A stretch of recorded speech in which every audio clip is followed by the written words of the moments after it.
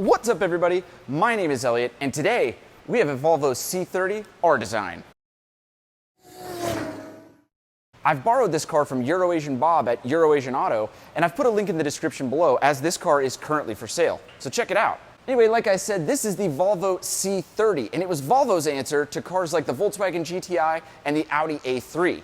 It's powered by a turbocharged 5-cylinder, which is horizontally mounted and powers the front wheels with about 230 horsepower. And this particular car is outfitted with a 6-speed manual, which makes this one pretty hot hatch. Now, I also mentioned that this was a C30 R Design, and what the R Design gives you is front and rear spoilers, as well as a sport-tuned suspension, blue instrument gauges, and a little bit different steering wheel rim. Just minor stuff, but it's enough to make a difference. The Volvo C30 comes from the Ford ownership era over at Volvo, which actually is a good thing. This car rides on the same platform as the Mazda 3, but most notably, this car is essentially the Ford Focus RS that we never got in the United States. It's the same platform, same engine, same everything, just a little bit different body on it, which makes this car basically an executive sleeper. All of those facts aside, though, what this car is most known for is its starring role in the Twilight series of movies, because Edward Cullen himself had one. And that's good, because I'm a Team Edward man.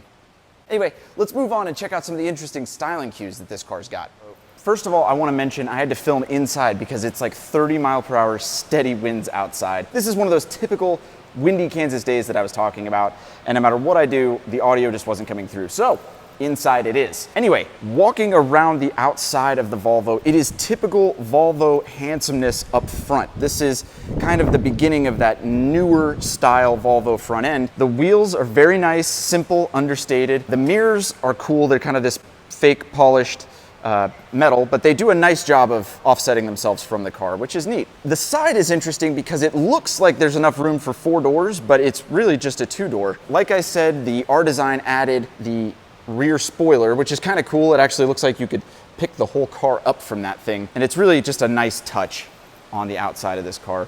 But the thing that really sets this car apart is its rear end. It's definitely a love it or hate it rear end, but I personally think it's awesome. I'm a big fan of anything that's original. Whether it's good looking or not, I love when companies try new things. And this rear end is definitely something that I would call new. You can kind of see it's got a little bit of a bubble butt situation going on there, but this cool dual exhaust really makes it look sporty, and the way Volvo is spelled out on the rear hatch is just cool. Speaking of the rear hatch, check this out. When you open it, no part of the body comes up. It's just glass, which means this wiper is actually floating in the glass like that, which is really neat, and you just don't see anything like that. When it's open, you've got an okay amount of space. I mean, the opening is a little small, as this is about up to my knee. Inside you get a little cargo net, and these seats fold flat, which once you load something in there is quite a bit of room, assuming the seats are folded flat. The interior space in this is absolutely perfect if you were like a single guy living in Washington, D.C. I know that's overly specific, but that's just kind of what comes to mind when I think about the interior of this car. Anyway, here is the massive power plant. This is a 5-cylinder, like I said, not your traditional 4-cylinder, and it is turbocharged. Now, the turbo is all the way back here. You can't really see it. It's back there, trust me. And this car makes the coolest engine sounds. It sounds like a little baby V10, and it's certainly unlike anything you'd get in the Golf GTI or Audi A3. And that's why you buy one of these, is to be different than those guys. See, this is YouTube, guys. Sometimes you gotta close the door so that the lighting gets correct so that you can see what you're doing. Anyway, with the door closed, inside the C30, you're greeted with a very handsome, stately interior. A very kind of boring steering wheel, but the R Design does give you a cool R Design badge, as well as an overall just kind of a thicker steering wheel rim. Another thing the R Design gives you are these aluminum pedals and blue-faced gauges, which really do a good job of classing up this otherwise Spartan-ish interior. Now, of course, the most unique styling feature of this entire interior is this center waterfall, which is adorned with very symmetrical button layout and storage space behind it. If you actually look, I can put things, which is fantastic if you want to store a big bottle of water or a camera tripod. Another thing that's kind of different about this car is this button that says Bliss. and it's where you'd expect the traction control button to be. And you might think, what's BLIS? And it says BLIS right here and here. Well, it stands for Blind Spot Information System, where the BL stands for Blind Spot, and IS stands for Information System. Regardless of what it stands for, it's pretty weird that you have a very prominent button to turn off the blind spot monitoring system. I don't know why they'd make it such an easy feature to turn off, but that's what they did, and that's how they did it. You also get front and rear fog lights. Rear fog lights are a European thing. They don't make any sense to us Americans, but it's still pretty cool to have a car with them outfitted. You're also given a sunroof, which is fantastic, and you can see the back seats. Well, you know what? Why don't I hop back in the back seats and see how they fit? Would I want to spend 8 hours on a road trip back here? Probably not, but for a quick sprint around town, this is good. And it's more than enough space for one person living in DC. Hopefully there's somebody living in the DC area out there that's like, oh my gosh, this car's perfect for me. Anyway, let's get this car out on the road and see how it handles. I'm really excited to hear how this baby V10 sounds. I mean, turbo inline 5, which is basically a baby V10. You know what I meant.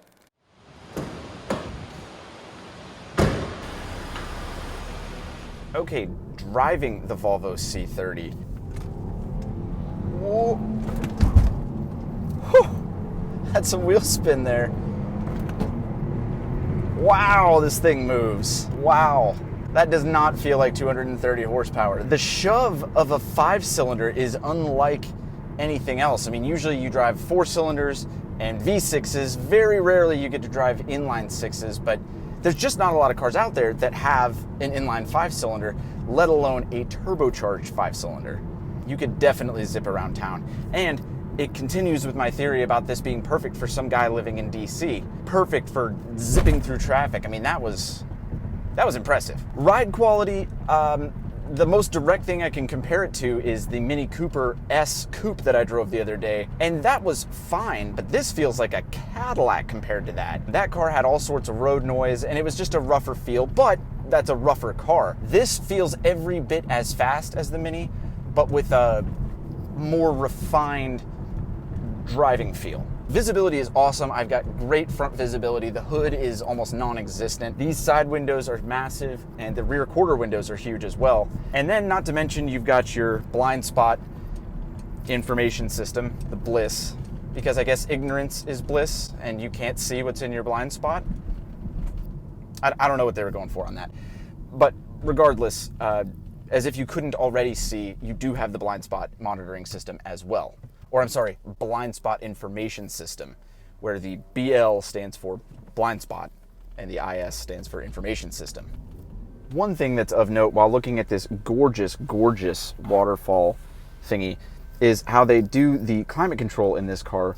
Other than it having the auto, if you wanted to select where the air blew out, you do it on this little guy, and it shows you really where the air is actually going to blow out instead of, you know, the traditional way. But of course, like I said, if it has the auto button, all you really need to do is set it to like 72, hit auto, and this thing's going to keep you cold in the summer and warm in the winter, and it'll automatically adjust where to blow the air. But if for some reason you wanted to manually choose where the air blew out, the little dude is definitely a cool way of doing it. The question is this modeled after my guy in DC that I picture buying this car, or is it modeled after Edward Cullen? I'd like to think it's modeled after Edward Cullen. If you guys haven't checked out the Twilight movies, I know they're old now and cheesy, but they're worth a watch. Plus, you'll get to see a C30 in action. And what's cooler than a movie that features a C30? Anyway, let's check out a highway on-ramp here. Oh, good. It's clear in front of us. Just what we wanted.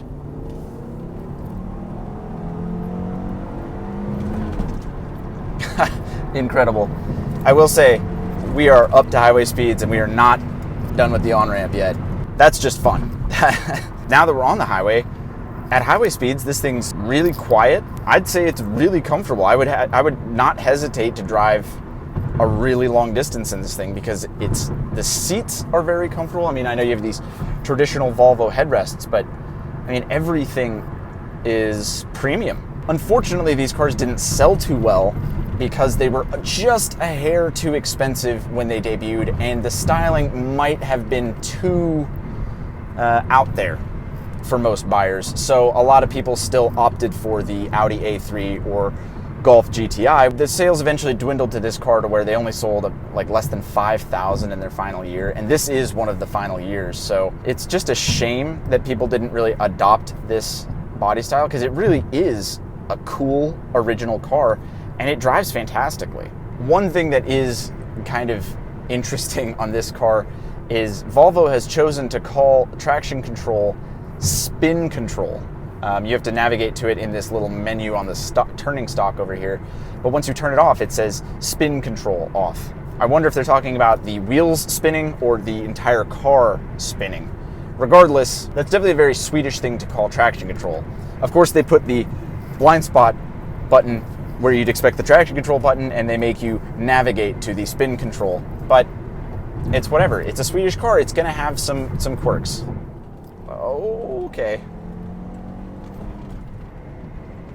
Man, it's not gonna come through on camera because the car's pretty quiet, but the V10, geez, I keep calling it a V10. It very much sounds like a baby V10. You know, you're used to the 4-cylinder sound, but when you add an extra cylinder, that firing order just makes it its own note, and it's really, really unique. And it's certainly unlike anything else in its class. Now, like I said before, this car's claim to fame was in the Twilight movie series as Edward Cullen's car. Well, I know there's a lot of people that talk crap on those movies, but you're wrong. Those movies are fine. They're actually pretty entertaining if you watch them. Now, do I feel like Edward when I'm driving this? A little. But I will say I'm not sparkling because it's very overcast outside, and I think we're having that Sahara dust blow through right now. So, needless to say, I am not sparkling like Edward. Still pretty cool to be driving the car of choice for Mr. Cullen himself. And like I said earlier, I'm Team Edward all day long. And so Edward can do no wrong in my eyes. So I think he made a good choice with the C30. And yes, I think he made the choice, not any producers of the movies or Volvo shoehorning themselves into the movie with product placement. Nope, I'd like to think that Edward would have chosen this car all on his own.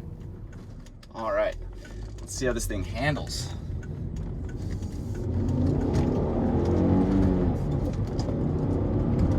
That 5-cylinder sound is awesome. Man, it revs forever. Turn in is really good. It feels like it's got tons of grip. Apparently this does have a limited slip differential, which is really cool, especially for the class. It just pulls through the corners. All of the torque is available at 1500 RPMs. So when you mash on it midway through the rev range, it's just boom, right there. This thing is awesome. Without a doubt, this is the gentleman's hot hatch. This is incredible. It is really up there with the Mini I drove the other day on this same road. Pedal feel is leaves a little to be desired. There's a lot of travel, but once it bites, it's good. Ample power, ample torque, amazing turn in, and the grip is, I mean, way better than I expected. I expected it to be good. If you look at the car, it's short, nimble, and has pretty wide tires for its size, but yeah, the grip and the power is just, look at that.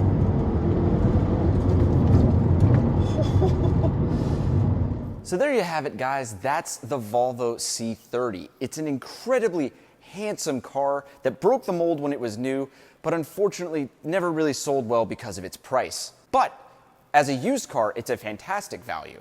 If you're looking for a hot hatch that nobody else in your neighborhood has, or maybe if you're looking for a hot hatch but you're more of an adult, look no further than the C30. And like I said, this one is currently for sale over at EuroAsian Auto, and I'll have a link below, so be sure to check out the listing for this particular car. I think it's an awesome car. You get a turbocharged 5-cylinder, which is a rare enough thing these days. It sounds like a baby V10. It really, really hauls butt between 0 and 50. This thing is just perfect for zipping around town. It's comfortable, it feels premium on the inside, it looks adult on the outside, and it's just an awesome bargain for what it is. You will not get this kind of performance and luxury out of a GTI or even an Audi A3. And I know that sounds like sacrilege, but trust me, this thing is more practical and faster than pretty much both of them. This car is comfortable for a cross-country trip, and it's fun and zippy for around town. And the best part is nobody looks twice at you because it's a Volvo. Also, if it's good enough for Edward Cullen, it's good enough for me. Be sure to check out the link below for this car's listing, and huge shout out to EuroAsian Bob for letting me take this car out today. Anyway, as always, my name is Elliot. Please like, comment, share, subscribe, do all the other normal YouTube stuff, and I will see you on the next video.